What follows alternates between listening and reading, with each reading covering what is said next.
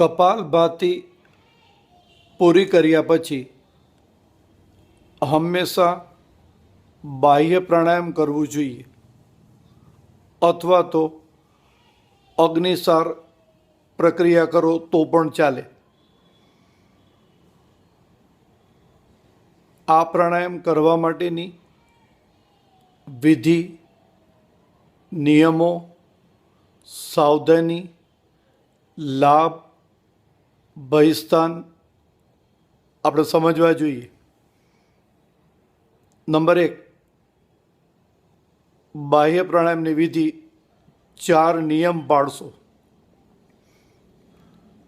1 number, મોઢું બંધ કરી લાંબો ઊંડો શ્વાસ ભરો. નંબર 2, મોઢું બંધ રાખેલું છે, શ્વાસને બહાર કાઢો. 3, દાઢી છાતીએ લગાવો અને ત્રિબંધ લાગશે, ત્યારબાદ મહાબંધ લાગશે. 4 નંબર, નાભી અંદર ખેંચો, પેટને ટાઈટ કરી શ્વાસ લેશો નહીં. 3 રાઉન્ડ આ રીતે કરશો. મનમાં 1 2 3 4 5 એવું 15 સુધી ગણતરી કરશો. 15 સેકન્ડ સુધી શ્વાસ લેશો નહીં. બીજા રાઉન્ડમાં પણ 15 સેકન્ડ સુધી શ્વાસ નહીં લઈ. ત્રીજા રાઉન્ડમાં 20 સેકન્ડ સુધી શ્વાસ ન લેવો. તો આ વિધિ થઈ છે બાહ્ય પ્રાણાયામની. કપાલભાતિ કર્યા પછી હંમેશા બાહ્ય પ્રાણાયામ કરવું ખૂબ જ જરૂરી છે, કારણ કે કપાલભાતિ કરવાથી શરીરની ઉર્જા આખા શરીરમાં ફેલાય છે. ફરી પાછું મૂળ સ્થાનમાં ઉર્જા સ્થાપિત થઈ જાય એ માટે બાહ્ય પ્રાણાયામ અથવા તો અગ્નિસારની ક્રિયા કરવામાં આવે છે. ફરી વિધિ સમજીએ. નંબર 1, મોઢું બંધ કરી લાંબો શ્વાસ ભરો.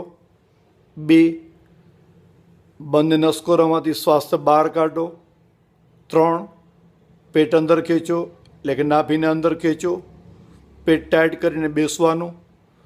4, મનમાં ગણતરી કરતા જાઓ, શ્વાસ લેવાનું નથી. હવે 15 સેકન્ડ શ્વાસ ન લ્યો. બીજા રાઉન્ડમાં પણ 15 સેકન્ડ શ્વાસ ન લ્યો. ત્રીજા રાઉન્ડમાં 20 સેકન્ડ સુધી શ્વાસ લેવાનો રહેતો નથી. તો આ ક્રિયા થાય છે બાહ્ય પ્રાણાયામની. હંમેશા કપાલભાતિ પછી ફરજિયાત બાહ્ય પ્રાણાયામ કરવું. મિત્રો યાદ રાખજો કે બાહ્ય પ્રાણાયામ વધુ સમય ન કરી શકાય. એટલે કે તમે 3 થી 5 વાર કરો ત્યાં સુધી કોઈ વાંધો નથી.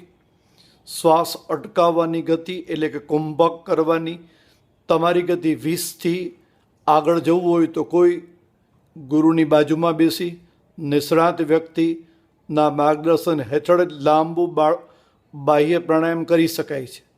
બાહ્ય પ્રાણાયામ સતત કરવાથી શરીરને પ્રાણ નથી મળતો. લંબાવવાનું નથી. આપણે 20 સેકન્ડથી વધારે ક્યારે લંબાવશો નહીં. ઓમ